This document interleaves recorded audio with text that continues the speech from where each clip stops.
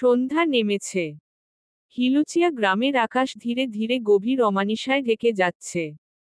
ধানক্ষেতের আলপথ ধরে দিনের শেষে ঘরে ফিরছে মানুষ। কেউ কাঁধে কাস্তে, কেউ বা মাছভরা ঝুড়ি হাতে। বাঁশঝাড়ের মাথায় সূর্যের শেষ আলো ফিকে হয়ে এসেছে। নদীর বুকে রক্তিম আভা ফেলে ডুবে গেছে দিনের শেষ সূর্য। দূরে মসজিদ থেকে ভেসে আসছে মাগরিবের আজান। সেই সুরের মাঝে মিলিয়ে যাচ্ছে জেলেপাড়ার ঘর থেকে ভেসে আসা হারিকেনের টিমটিম আলো। জলিল আজ খুশি। অনেকদিন পর কপাল খুলেছে। বড় বড় রুই আর পাঙ্গাস ধরা পড়েছিল কাল রাতে জালে। বাজারে ভালো দামও পেয়েছে। হাতে টাকা এসেছে। তাই ভাবল আজ জুনাইফার পছন্দের কিছু আনবে। 7 মাসের অন্তঃসত্ত্বা তার বউ। কত কিছুই তো খেতে ইচ্ছে করে এই সময়ে। কিন্তু সে কখনো কিছু চায়নি। জলিল নিজেই নিয়ে এসেছে দুটো কবুতরের বাচ্চা। জুনাইফার কবুতরের মাংস অনেক পছন্দ। আধার ঘনিয়ে এসেছে। এখন শুধু বাড়ি পৌঁছাতে পারলেই হয়। জলিলের বাড়ি ঘোড়াউত্রা নদীর তীরে। জেলেপাড়ার মানুষ সে। জলিলের স্ত্রীর পরিবারে কেউ নেই। এতিম মেয়ে সে। আজ কবুতর দুটো দেখলে হয়তো অনেক খুশি হবে। হেসে বলবে, এগুলা আমার জন্যে আনছেন? আচ্ছা আমনে আমারে কতখানি ভালোবাসেন? জলিল তখন জুনাইফার কপালে চুমু খেয়ে বলবে, ওই যে নদীর পানি দেখতাছ তো না, জুনাইফা? আমার ভালোবাসা তার চেয়েও বহুত। তার চেয়েও বেশি ভালোবাসি আমি তোরে। ভ্যানগাড়ি রাখার পরপরই সে হাত ছাড়ল, কিরে জুনাইফা? কই গেলি? দেখ, তোর লাইগা কি আনছি। কোনো সাড়া নেই। আশপাশ নীরব, শুধু রাতের পোকাদের একঘেয়ে ডাক। জলিল বাড়ির উঠানে দাঁড়িয়ে কবুতর দুটো জমিনে রেখে লুঙ্গির গিট ঠিক করে একবার চারপাশে তাকায়। বাড়ি আজ কেমন যেন অন্ধকার আচ্ছন্ন। জুনাইফা বাহিরে হারিকেন কেন জ্বালালো না? জলিল আরো কয়েকবার জুনাইফার নাম ধরে ডেকে ঘরে প্রবেশ করল। মাটির ঘর তাদের। জলিলের আজকে আর দরজায় কড়া দেওয়ার প্রয়োজন হয়নি। দরজা আগে থেকেই খোলা ছিল। জলিলের কপালে চিন্তার ভাঁজ পড়ল। সে ধীর পায়ে ঘরের ভেতর প্রবেশ করল। ঘরের মধ্যে টুকটাক কিছু জিনিস ছিল। তাও ছড়িয়ে ছিটিয়ে আছে।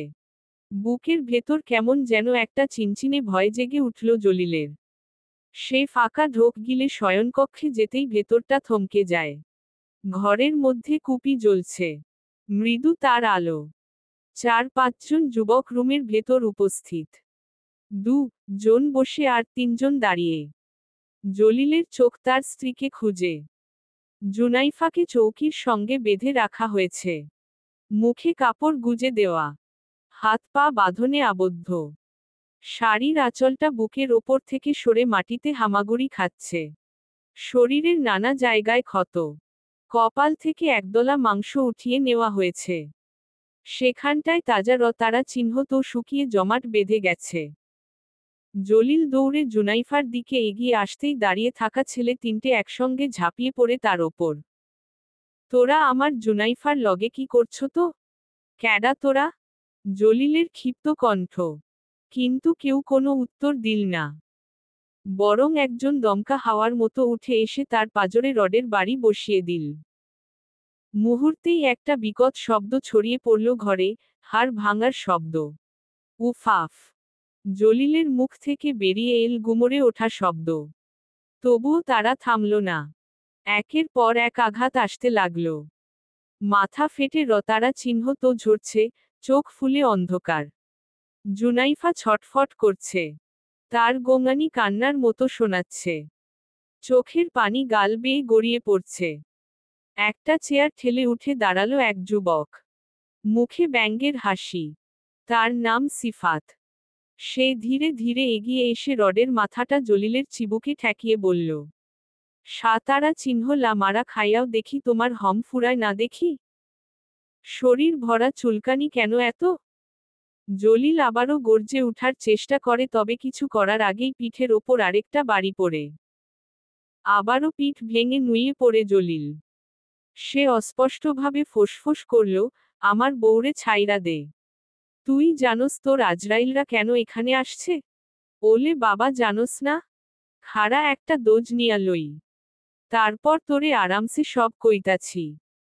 সিফাত পাশের ছেলেটার দিকে তাকাতেই সে পকেট থেকে একটা সিরিঞ্জ বের করে হাতে তুলে দেয়।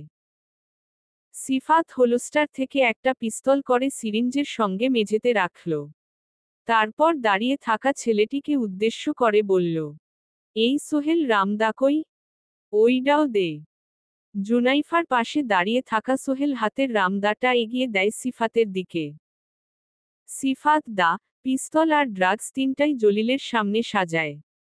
ঘাড় চুলকে রতারা চিহ্ন তের দিকে চেয়ে বলে, জীবনে কিছু জিনিস দেখাও না দেখার ভান ধরতে হয়। সব কিছুতেই যদি এত ফাল পারস তো মারা তো খাইবিই। মানলাম আমাগো বড় ভাইয়ের কোনো একটা কাম তোর চোখে পইরাই গেছে তাই বইলা তুই পুরো কিশোরগঞ্জের অলিতে গলিতে সব কইয়া বেড়াইবি? সিফাত জুনাইফার দিকে তাকালো। ফের জলিলের দিকে চেয়ে বলল, বউয়ের বাচ্চা হইব? ভালো। তবে বাচ্চাটার কপাল পুরারে। চ্যাহ। না পারবো হে দুনিয়াতে আইতে, না পারবো মাডারে দেখতে আর না পারবো বাপরে দেখতে। খাড়া শোনা তোর বাচ্চারে বাহিরে আইনা কই, তুই দুনিয়ায় আসার আগেই মরছ তো তোর বাল পাখনা বাপের লইগা। জলিলের চোখে জল। তার কণ্ঠ মিয়ে এসেছে। তবুও সে বলল, আমারে যা করার কর। আমার বউ বাচ্চারারে ছাইরা দে। ছেলেগুলো উচ্চস্বরে হেসে উঠল। সিফাত এবার হাতের রডটা শরীরের শক্তি দিয়ে জলিলের গলার মধ্যে ঢুকিয়ে দেয়। গলার রগ ছিঁড়ে তাজা রতারা চিহ্ন তো বেরিয়ে আসে। জলিল রতারা চিহ্ন তো বমি করে। শরীর তার ঢলে পড়ে। শরীরে আর এক ফোঁটাও শক্তি বেঁচে নেই। জলিলের চোখ এখনো খোলা। তবে চোখে কেবলই অশ্রু জমে আছে। এই চোখে লুকিয়ে আছে স্ত্রী সন্তানকে বাঁচানোর অর্তনাদ। সিফাত ছেলেগুলোর দিকে ইশারা করতেই তারা জুনাইফার হাত পায়ের বাঁধন খুলে দেয়। জুনাইফা হাতরে স্বামীর কাছে যেতে নিলে সোহেল তার চুলের মুঠি টেনে ধরে চৌকিতে ধুরুম করে ফেলে। উপুর হয়ে পড়াটাতে পেটে ভয়ানক ব্যথা অনুভব হয়। আল্লাহ বলে চিৎকার করে উঠে। চারজন ছেলে মিলে শক্ত করে চেপে ধরে জুনাইফার হাত পা। সিফাত হাতে বড় ছুরিটা নিয়ে এগিয়ে আসে। মুখে বিশ্রী হাসি এঁকে জলিলকে উদ্দেশ্য করে বলল, আমাদের ভাইয়ের নামে অভিযোগ করার ফল দেখ জলিল, ভালো কইরা দেখ। আমরা মানুষরে দ্বিতীয়বার সুযোগ দেই না। নদীর ঘাটে যা দেখছ তো তা পেটের মধ্যে রাখলে হয়তো আজকে ভাই তোর অবস্থাই বদলাইয়া দিত। তবে সবই হইল কপাল। জলিলের জুনাইফার পেটের ওপর ছুরি চালায় সিফাত। হেসে ছেলেগুলোকে বলল, চল দেখা যাক বাচ্চাটা মাইয়া নাকি পোলা। জলিলের দেহে তখনও খানিকা নিভু প্রাণ ছিল। তবে সে কিছুই করছে পারছে না। শুধু জলই গড়াচ্ছে। মাটির তৈরি মেঝে রতারা চিহ্ন তের বন্যায় ভেসে গেছে। আরেকটু পরেই মাটির দেহ হয়তো মাটিতে মিশে যাবে। তবে মৃতারা চিহ্ন তত্ত্বটা এত জঘন্যভাবে, কাপুরুষের মতো না হলেও পারত। মৃতারা চিহ্ন তত্ত্বর থেকে যন্ত্রণা হচ্ছে স্ত্রী, সন্তানকে বাঁচাতে না পারা। তাদের নিষ্ঠুর পরিণতি নিজ চোখে দেখা। জুনাইফাও নিজেকে বাঁচাতে একসময় ব্যর্থ হয়। জুনাইফা হাফ ছেড়ে দিয়ে নেতিয়ে পড়লে সিফাত প্রাণ ভরে হাসে। নিজের কাজ শেষ করে শার্ট পরতে পরতে ছেলেগুলোকে বলে, ওগরে আর মারতে হইব না। আমরা ভাইয়ের কাম কইরা দিছি। তবে প্রামাণও তো রাখা যাইব না। ঘরে আগুন লাগাইয়া দে। মানুষ মনে করব দুর্ঘটনায় জান খোয়াইছে। ছেলেগুলো তাই করে। আগুন লাগতেই বাড়ি ছেড়ে বেরিয়ে পড়ে সবাই। ঘাটে নৌকা অপেক্ষা করছে তাদের জন্য। নৌকা দিয়ে কিছুটা গিয়ে ট্রলারে উঠবে সবাই। অনেকটা পথ গিয়ে সিফাত আরেকবার পেছনে ফিরে তাকায়। দাউ দাউ করে আগুন জ্বলছে। হয়তো এতক্ষণে গর্ভের বাচ্চাটাও আগুনের আঁচ টের পেয়েছে। মনে মনে হয়তো মায়ের প্রতি খুব করে অভিমান করে বলছে, আমাকে কেন বাঁচালে না মা? আমার তো কোনো দোষ ছিল না। ড্যাশ। সন্ধ্যা হয়েছে সেই কখন। ফারাজ চিত্রার পেটের ওপর থেকে শাড়ি সরিয়ে শক্ত করে তার কোমর চেপে ধরে উবুর হয়ে ঘুমাচ্ছে। গা উদাম। শরীরে কাপড় থাকলে নাকি এলাহি সাহেবের আবার ঘুম আসে না। গরম লাগে, চা চুলকায়। অ্যালার্জির সমস্যা আছে। কত কি আরো। আচ্ছা, মেয়েদের কি এসব সমস্যা হয় না? কই, তারা তো এভাবে ঘুমায় না। চিত্রার ভীষণ রাগ হয়। তার ওপর এই লোক আবার স্বামীর অধিকার দেখাচ্ছে। কি শক্তভাবে চেপে ধরে আছে তার সরু কোমরটাকে। মনে হচ্ছে বাপ দাদার সম্পত্তি। বৈধ স্বামী বিধায় সব সহ্য করছে। তা না হলে জায়গা মতো গুঁটো মেরে বংশের বাতি ফুটো করে দিত। চিত্রা নিজেকে ছাড়ানোর জন্য নড়েচড়ে উঠে। তাতে কাজ হয় না, বরং ফারাজ তাকে নিজের বুকে আরো শক্তভাবে গেঁথে নেয়। চিত্রা ঠোঁট উল্টে বলে, এর মানে আপনি ঘুমাননি? ইচ্ছে করে এসব করছেন? ছাড়ুন। ফারাজ চিত্রার বুকের মধ্যিখানে মুখ গুজে জড়ানো কণ্ঠে বলল, আরে বউ, এত নড়াচড়া কেন করো? মির্কি রোগ আছে নাকি? আমার তো নেই। তবে মনে হচ্ছে আপনার আছে। আচ্ছা, আপনার গা থেকে সবসময় এলাচির গন্ধ আসে কেন? ফারাজ মাথা উঠিয়ে বলে, আমি ক্লাইভ ক্রিস্টিয়ান পারফিউম উইজার। কত দাম এটার ধারণা আছে? গন্ধ গন্ধ করছো কেন? ঘ্রাণ বলো। চিত্রা তাচ্ছিল্যের সঙ্গে বলে, ভালোই তো। এত টাকা খরচ করে আপনি তাহলে গুয়ো কিনেন দেখছি। ফারাজ ভ্রু কুঁচকে চিত্রার দিকে চোখ তুলে তাকায়। গালে একটা চুমু দিয়ে বলে, তোমায় দেখে না আমার বড্ড আদর ডোনেশনের ইচ্ছে হচ্ছে। ক্লোজ আপ প্রিয়তমা। দূরে যান তো। কাছে আসার চেষ্টা করলে ঘুষি মেরে নাক বোচা করে দিব। ফারাজ হেসে এক ঝটকায় উঠে, চিত্রার ওপরে ঝুঁকে হাত দুটো শক্ত করে চেপে ধরে বলে, আজ তো ডোনেশন আমি করবই বউ। দেখি কিশোরগঞ্জের আগুন সুন্দরী আমার মানবসেবা থেকে নিজেকে কি করে বঞ্চিত করে। ফারাজ চিত্রার আরো কাছে এগিয়ে আসতেই চিত্রার ভয়ে চোখমুখ খিচে আসে। ফারাজ ঠোঁটে ঠোঁট ছোঁয়াতে যাওয়ার আগেই চিৎকারে মনোযোগ নষ্ট হয় তার। অন্দরমহল থেকে কারো কান্নার শব্দ আসছে। আর্তনাদের শব্দ ভেসে উঠছে। চিত্রা ছটফট করে উঠে। সরুন বলছি, আমাকে যেতে দিন। ফারাজ বিরক্ত হয়ে চিত্রাকে ছেড়ে দিয়ে মুখ গোমরা করে বলে, শালার জনগণ কি আমাকে বাসরটা এই জন্মে আর করতে দিবে না? আজকাল দেশে আর ভালো মানুষ নেই রে। এখন মানুষ মানবসেবাও করতে দেয় না। ভাই জলিলের কিচ্ছা খতম। সিফাত চেয়ারে বসে থাকা লোকটির দিকে চেয়ে বলল। লোকটির হাত তখনও রতারা চিহ্ন তাত্ত। একটু আগেই একটা ছেলেকে নিজ হাতে দফারফা করেছে সে। লোকটি হাতের রতারা চিহ্নতের দিকে গভীর মনোযোগ সহকারে তাকিয়ে আছে। চেয়ারে বসে পা দুটো তুলে দিয়েছে টেবিলের ওপর। জাতীয়তাবাদীর পার্টি অফিস এটা। লোকটির বাবা সোহেল পালোয়ান এই ওয়ার্ডের কাউন্সিলর। তবে বাবা কাউন্সিলর হলেও ছেলের রাজত্বে সব চলে বোধ হয়। হাত ধুই মু। পানি দে। সা। লার হাতটা নোংরা হইয়া গেল বাল। নতুন পাঞ্জাবিটা পইরা আসছি ওইটাও লাল হইয়া গেছে। বালডারে কেন যে এখন ধইরা আনলি? যা, পার্টি অফিসের লকারে আমার পাঞ্জাবি আছে। সাদা পাঞ্জাবি আর পায়জামাটা আনো জলদি। লোকটা হাত মুখ ধুয়ে পোশাক পরিধান করল। গায়ে একটা দামি ব্র্যান্ডের পারফিউম লাগিয়ে আবারও এসে বসল চেয়ারে। এতক্ষণে তারা চিহ্ন নের সব প্রমাণ তার লোকেরা গায়েব করে ফেলেছে। লোকটির নাম সোহান পালোয়ান। গায়ের রং কালো। তৈলাক্ত চেহারা। দেখলে মনে হয় কেউ যেন গায়ের মধ্যে একগাদা সরিষার তেল ঘষে রেখেছে।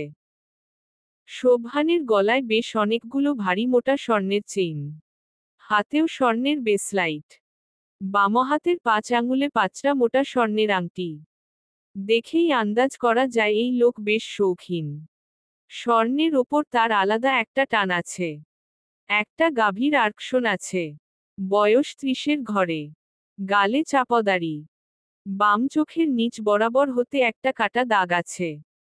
দীর্ঘদেহী লম্বাটে কালো তারগা শরীরে সাদা পাঞ্জাবিটা কি অদ্ভুতভাবে ফুটে আছে।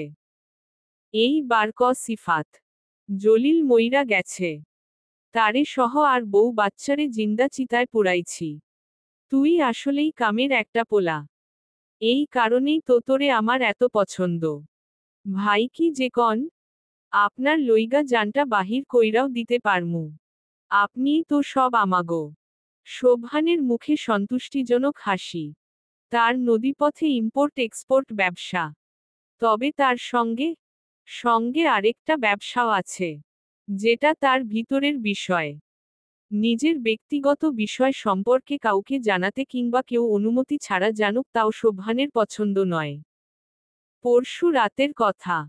জলিল তখন নৌকা নিয়ে তীরে বসেছিল। শোভানের লোকেরা তাকে ট্রলার থেকে খেয়াল করেছে।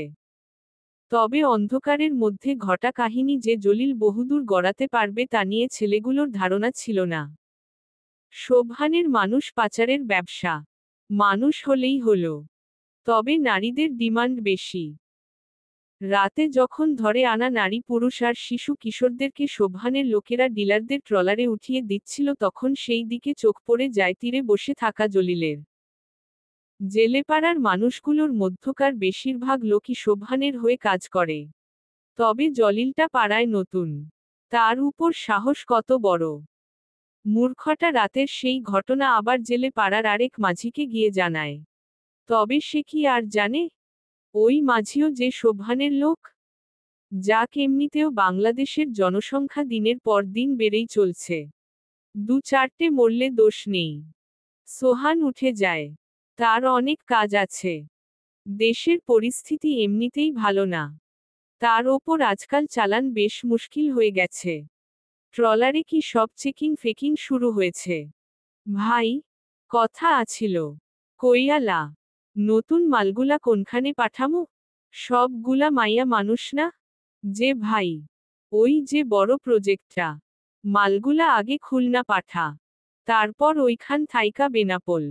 সিফাত গাইগুই করছে। কিছু একটা বলতে গিয়েও আমতা আমতা করছে। কিরে কিছু কইবি? না মানে ভাইজান মাইয়া একটা শট পড়ছে। মাল তো আজকের মধ্যেই ডেলিভারি করতে হইব। রাইত হইছে। এখন এমন সময় মাইয়া কই থাইকা জোগাড় হইব? জানোস সিফাত, আমি না ভুল মাফ করি না। দ্বিতীয়বার কাউরে সুযোগ অবদিও দেই না। তুই তো জানোস। সিফাত ফাঁকা একটা ঢোক গিলল। কাঁপছে সে। এত সাহস কই হারিয়ে গেল? সোহান উঠে দাঁড়ায়। পাঞ্জাবির কলার ঠিক করে চুলে হাত বুলিয়ে বলল, আয় আমার লগে তুই। তোর লগে কাম আছে। ড্যাশ। অন্দরমহলের মেঝেতে পড়ে নিরুপমা কাঁদছে। ওড়না বুক থেকে পড়ে গেছে। গায়ে কালো রঙের একটা কামিজ। গলা ফাটিয়ে কাঁদছে সে। এমন কান্নার স্বর শুনে আশপাশের বাড়ি থেকেও মানুষ চলে আসার কথা ছিল। তবে তাদের কথা বাদ, বাড়ির মধ্যে এতগুলো মানুষ থাকতেও কেউ এলো না। নীরুর কান্না হয়তো তাদের কাছে বিরক্তিকর বিষয় মনে হচ্ছে। চিত্রা শাড়ি ঠিক করে রুম থেকে ছুটে আসে। ফারাজ তার পেছনে অনুসরণ করে নিচে নামে। নীরুর সঙ্গে এখন অবধি চিত্রার কোনো কথা হয়নি। তবে সে শুনেছে নীরু ফারাজের চাচাতো বোন, জোহানের ছোট বোন। তবুও চিত্রা দৌড়ে তার কাছে যায়। কাঁদতে কাঁদতে চোখ মুখ ফুলিয়ে ফেলেছে সে। কি হয়েছে দেখি। নীরু জবাব দেয় না। হঠাৎ তার চোখ যায় নীরুর কোলে পড়ে থাকা বিড়ালটির দিকে। বিড়ালটি মারা গেছে। কাঠ হয়ে গেছে একেবারে। চিত্রাকে দেখে নীরু আরো ক্ষেপে যায়। গর্জে উঠে বলে, ধরবি না আমাকে? তুই এই বাড়িতে আসার পর সব কেমন যেন হয়ে গেছে। আমার মিনিকে তুই মেরেছিস তাই না? আমার মিনিকে আমি ছোট থেকে পেলে বড় করছি। আমার সব ছিল ও। মেয়ে তারা চিহ্ন রে ফেলেছিস। তুই মেরেছিস। আমার রুহুটা তো আগেই বের করে নিয়েছিলি। ও তো বোবা প্রাণী ছিল। কি ক্ষতি করছে ও তোর? কেন মারলি? বল। নীরু চিত্রাকে ধাক্কা দেওয়ার আগেই ফারাজ তার হাত ধরে ফেলে। তীক্ষ্ণ চোখে বলে, be careful. She is my wife. ওর গায়ে একটা টোকা লাগলে বিড়ালটার সঙ্গে তোকেও কবর দিব। নীরুর দম বন্ধ হয়ে আসছে। এটা কি সেই ফারাজ এলাহি যাকে সে চিনে? যাকে সে ভালোবাসে? এত পরিবর্তন? তাও হুট করে আগত একটা মেয়ের জন্য, যার পরিচয়ের ঠিক ঠিকানা নেই। চিত্রা বুঝতে পারছে না এখানে কি হচ্ছে। সকালেও নীরুর কোলে এই বিড়ালটাকে দেখেছিল সে। কি সুন্দর বাদামি রঙা একটা বিড়াল। নাম মিনি। তবে এখন মৃত। শখের জিনিস হারানোর কষ্ট চিত্রা জানে। তারও একটা বিড়াল ছিল। বিড়ালটা যেদিন মারা গিয়েছিল সেদিন চিত্রার কি যে কান্না। কিন্তু নীরুর এমন আচরণ, তার প্রতি হিংসাত্মক আচরণের কারণ চিত্রার মাথায় ঢুকছে না। আর ফারাজকে দেখো, তার চোখে কিছু তো একটা ছিল। না হলে এভাবে কেউ বলে? চিত্রা নিজেকে সামলে বলল, আপনি এভাবে বলবেন না। বিড়ালটা মরল কি করে? চলো রুমে চলো। ওর বিড়াল নিয়ে ও জাহান্নামে যাক। কিন্তু ফারাজ চিত্রার দিকে তাকায়। সেই চাউনিতে কোনো রাগ কিংবা ক্রোধ ছিল না। তবে কোমলতা ছিল অশেষ। ফারাজ চিত্রার হাত ধরে চিত্রাকে উঠায়। নীরু তার দিকেই তাকিয়ে আছে। চিত্রাকে নিয়ে চলে যাওয়ার জন্য প্রস্তুত হতেই নীরু জ্ঞান হারিয়ে পড়ে যায়। চিত্রা ফারাজের থেকে হাত ছাড়িয়ে আবারও নীরু বলে চিৎকার করে উঠল। তবে ফারাজের কেন জানি অরুর দিকে নজর ছিল না। তার নজর ছিল কেবলই চিত্রার দিকে। আরে ও তো বেহুশ হয়ে গেছে।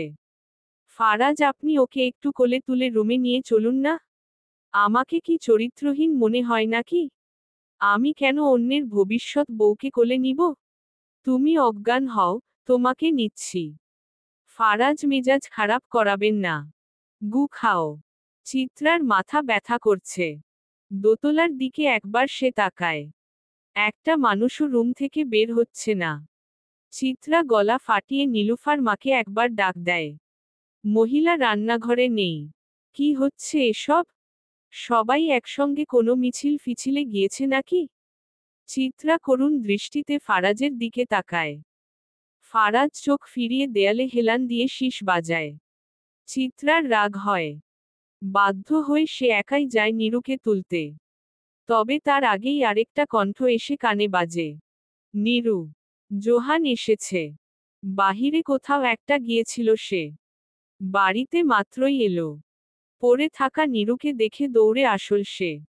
জিজ্ঞেস করল, কি হয়েছে চিত্রা ওর? চিত্রা জবাব দেওয়ার আগেই পাল্টা জবাব আসে। ভাবি হয়, ভাবি বলেই ডাকবি। ফারদার চিত্রা নামটা মুখে আনলে জিভটা ছিঁড়ে তোকেই রান্না করে খাওয়াবো। জোহান সেই বিষয়ে জবাব না দিয়ে জিজ্ঞেস করল, ভাই নীরু এভাবে পড়ে আছে তুমি কিছু করনি কেন? তুই এসে তোর বোনকে উদ্ধার করবি যে তাই। ফারাজ চিত্রার হাত শক্ত করে চেপে ধরে নিজের সঙ্গে যাওয়ার জন্য টান দিতেই সে হাত ছাড়ানোর জন্য ছটফট করে উঠল। ফারাজ ভ্রু কুঁচকে চিত্রার দিকে তাকিয়ে বলল, স্থির থাকতে পারো না? এত নড়াচড়া করলে তো ভবিষ্যতে ঠিকভাবে মানবসেবাও করতে পারবো না মনে হচ্ছে। ফারাজ চিত্রাকে পাজাকোলে তুলে হাঁটা শুরু করে। যাওয়ার আগে জোহানকে উদ্দেশ্য কে বলে, অভিনেত্রীকে নিয়ে রুমে যা। কালকে একটা বিড়ালের বাচ্চা এনে দিস। চিত্রা চুপ হয়ে রয়। শুধু তাকিয়ে থাকে ফারাজের দিকে। ফারাজ তাকে দেখে মুচকি হেসে হিসহিসিয়ে বলে ওঠে, আজকে ফিজিক্যাল এক্সারসাইজটা বোধহয় করতেই হবে। Do you know, physical exercise is good for health. আগুন সুন্দরী ড্যাশ। রুমের ছিটকিনি লাগিয়ে ফারাজ চিত্রার দিকে এগিয়ে আসে। চিত্রা হাঁটুর ভাঁজে মুখ গুজে বসে আছে। কথা বলছে না, তেজি রূপে ফারাজের সঙ্গে তর্ক করছে না। ফারাজ এসে তার পাশে বসল। বলল, আমি তোমাকে ভালোবাসি চিত্রা। অনেক বেশি ভালোবাসি। নিজের ভালোবাসার মানুষকে অন্যের কি করে হতে দিতাম বলো? তাই জোর করে বিয়ে করতে বাধ্য হয়েছি। জানি আমি তোমার চোখে খারাপ, জঘন্য একটা মানুষ। তোমাকে তোমার ভালোবাসার মানুষের কাছ থেকে আলাদা করে দিয়েছি। হ্যাঁ সব মেনে নিচ্ছি আমি। তবে আমি তোমার সোহাগের মতো বেঈমান নই। আমার ভালোবাসায় ছলনা নেই। চিত্রা মুখ তুলে তাকায়। কি বলতে চাইছেন আপনি? আপনাকে তো আমি ওই রাতের আগে দেখিওনি। তাহলে কিসের ভালোবাসা? আর সোহাগকে বেঈমান বলার রাইট কে দিয়েছে আপনাকে? আর আপনি না বিদেশে ছিলেন? বিদেশে থাকা একটা ছেলে বাংলাদেশের একটা মেয়েকে ভালোবাসে, যেই মেয়ে তাকে চিনে অবধি না। তাও যেই মেয়ের কোনো মূল্য নেই, যে মেয়ে মামির হাতের মার খেতে খেতে শরীর কালো বানিয়ে ফেলেছে, তাকে ফারাজ এলাহি ভালোবাসে? জানতে যাও? তাহলে শুনো, আজ থেকে আরো 3 বছর আগে তোমাকে দেখেছিলাম আমি। জরুরি একটা কাজে দেশে ফিরতে হয় আমাকে। কাজটা বাজিতপুরেই ছিল। সেদিন বাজিতপুরেই একটা আগুন সুন্দরী আমার নজর কাড়ে। বিদেশের সাদা চামড়াও যেই ফারাজের দৃষ্টি দখল করতে পারেনি, তার চিত্ত চেতনা দখল করে বসেছিল ওই যে মেরুন কামিজ পরা সেই চিত্রাঙ্গনা নামক মেয়েটি। তবে কাজ শেষে আমাকে তাড়াহুড়োয় আবারও ডেনমার্ক চলে যেতে হয়। তবে মন থেকে কিছুতেই তো তোমাকে মুছতে পারছিলাম না। বারবার চোখের সামনে সেই নারীর ছবি। বাড়ির সামনের গাছগুলোতে পানি দিচ্ছে মেয়েটা। সেদিন থেকেই তুমি আমার নজরে ছিলে। মনে মনে ঠিক করে রেখেছিলাম বিয়ে করলে তোমাকেই করব। আমার তোমাকেই চাই। শুরু হয় তোমার ওপর নজর রাখা। লোক লাগিয়েছিলাম নজর রাখার জন্য। তবে যখন জানতে পারি 1 বছরের মাথায় সোহাগের সঙ্গে তোমার সম্পর্ক শুরু, তখন যেই কষ্টটা আমি পেয়েছিলাম তা তোমার কষ্টের কাছে নিতান্ত তুচ্ছ। চিত্রা এবারও অবাক হলো না। কারণ সে আগেই জানত ফারাজ এলাহি সেদিন রাতে এমনিতেই তো আর বাড়িতে এসে উপস্থিত হয়নি। সোহাগকে বেঈমান বলার কারণটা? বলতে খারাপ লাগছে, তুমি যেই সোহাগকে এত বিশ্বাস করতে, ভালোবাসতে, সেই সোহাগই তলে তলে মিজান সাহেবের কাছে তোমাকে বিক্রি করে দিয়েছিল। মিজানের কাছে তোমার খবরটা সেই পৌঁছে দেয়। আরেকটা বিষয়, সোহাগ তোমাকে কখনো ভালোবাসেনি। কেবলই ফেলনা পুতুল ছিলে তুমি তার কাছে। সোহাগ অন্য কাউকে ভালোবাসে। মেয়ের পরিবার অনেক বড়লোক। শুক্রবার ওদের বিয়ে হবে। ফারাজ প্যান্টের পকেট থেকে একটা নিমন্ত্রণ পত্র বের করে চিত্রার হাতে দেয়। সোহাগের বিয়ের নিমন্ত্রণপত্র। দ্রুতই আমরা তোমার মামার বাড়ি যাব। সোহাগকে তো আমার একটা বর্ষর ধন্যবাদ দেওয়া বাকি। সে বাটপারি না করলে আমি তোমাকে কি করে পেতাম? আর মজার বিষয় হচ্ছে, মিজান সাহেবকে যখন আমার লোকেরা সোহাগের সঙ্গে দেখে তখন থেকেই সন্দেহ আমার বেড়ে যায়। কারণ লোকটাকে এবং কি করে তা আমার ভালো মতোই জানা ছিল। তাই তার উদ্দেশ্য বুঝতে এলাহির সময় লাগেনি।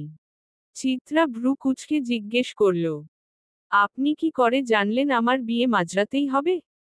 কারণ এই বিষয় তো আমি নিজেই জানতাম না। কারণ মিজান সাহেবের বিয়ের সাক্ষী হিসাবে যেই লোক ছিল সেও আমার লোক। তোমার বিষয়ে ওদের পরিকল্পনা জানা মাত্রই আমি ইমার্জেন্সি ফ্লাইটে দেশে ফিরি। এয়ারপোর্ট থেকে সোজা তোমার কাছে যাই। এখনো প্রশ্ন বাকি আছে? থাকলে করতে পারো। তবে মনে রাখবে, বিগত 3 বছরে যারা ফারাজ এলাহির কলিজাটার দিকে নজর দিয়েছে, তাকে কষ্ট দিয়েছে, তাকে ফারাজ এলাহি কিছুতেই ক্ষমা করবে না। চরম শাস্তি পাবে এক একজন। ড্যাশ। রাত 10টা বাজে। নীলুর ছোট ভাই হাফিজ এখনো বাড়ি ফেরেনি। সাধারণত মাদ্রাসা শেষে মা নিজেই তাকে নিয়ে আসেন। কিন্তু আজ এলাহির বাড়িতে কাজে ব্যস্ত তিনি। রুমানা তাকে কি একটা কাজ দিয়েছে, ফিরতে দেরি হবে। রান্না শেষ করে কিছুক্ষণ অপেক্ষা করল নীলু। মাও নেই, ভাইয়েরও কোনো খবর নেই। সময় যত গড়াচ্ছে, তার ভেতরের অস্থিরতাও তত বাড়ছে। বাধ্য হয়েই হাতের পুরনো বাটন ফোনটার টর্চ জ্বালিয়ে বেরিয়ে পড়ল। পরনে কালো বোরকা। তাদের পাড়ায় দিনে লোকজন থাকলেও রাতে একেবারে ফাঁকা হয়ে যায়। বড় রাস্তা পার হয়ে সরু, অন্ধকার পথটায় পা রাখতেই নীলুর গায়ে কেমন যেন শিহরণ খেলে গেল। মনে হলো, কেউ তাকে অনুসরণ করছে। ঠিক পেছনেই যেন কারো উপস্থিতি। পেছনে তাকানোর সাহস পেল না সে। বরং হাঁটার গতি বাড়িয়ে দিল। কিন্তু যত দ্রুত চলতে লাগল, পেছনের অনুভূতিটাও ততটাই প্রবল হয়ে উঠল। বুকের ভেতর ধুকপুকানি বেড়ে গেল। হঠাৎই থমকে দাঁড়ালো নীলু। এভাবে ভয় পেয়ে দৌড়ালে চলবে না। এটা যদি তার কল্পনা হয়, তাহলে অযথা আতঙ্কিত হওয়ার দরকার নেই। কিন্তু যদি সত্যি কেউ থাকে? সাহস সঞ্চয় করে ধীরে ধীরে পেছনে ফিরে টর্চের আলো তুলল সামনের দিকে। মুহূর্তেই তার শরীর জমে গেল। আলোয় ফুটে উঠল এক অচেনা ছায়ামূর্তি। গলা শুকিয়ে গেলেও নিজেকে সামলে নীলু জিজ্ঞেস করল, ক্যাডা আপনি? চলবে।